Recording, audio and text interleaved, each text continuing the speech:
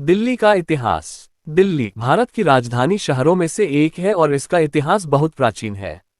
दिल्ली का इतिहास लगभग 2500 साल पुराना है और इसे अलग अलग शासकों के शासनकाल के अनुसार विभाजित किया जा सकता है। प्राचीन काल में दिल्ली क्षेत्र में युद्धों और सिंधु सभ्यता के गणों की उत्पत्ति हुई। मौर्य साम्राज्य के समय में दिल्ली क्षेत्र चंद्रबरबिन नदी के किनारे स्थित था।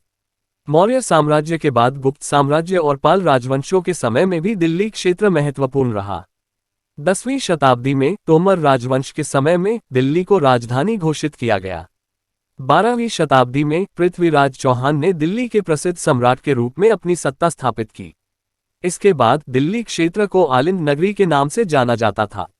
1192 ईस्वी में मुस्लिम शासक मोहम्मद गोरी ने दिल्ली को अपने अधीन कर लिया और इसे इस्लामी शासन का मुख्य केंद्र बना दिया। इसके बाद सल्तनत काल 1206-1526 के दौरान दिल्ली सल्तनत शासकों द्वारा निर्मित बहुत सारे स्मारकों का निर्माण हुआ।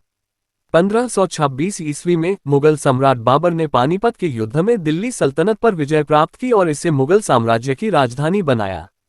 मुगल साम्राज्य के कुछ महत्वपूर्ण सम्राटों ने दिल्ली के नगर को विस्तारित और सुंदर बनाया, जिनमें से सबसे प्रमुख था शाहजहां।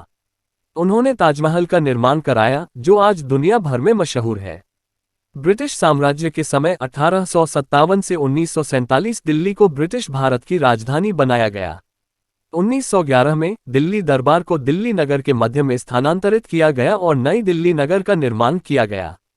इसके बाद दिल्ली को दिल्ली प्रांत की राजधानी बनाया गया और 1947 में भारत की स्वतंत्रता के बाद से अब तक यह भारत की राजधानी रही है।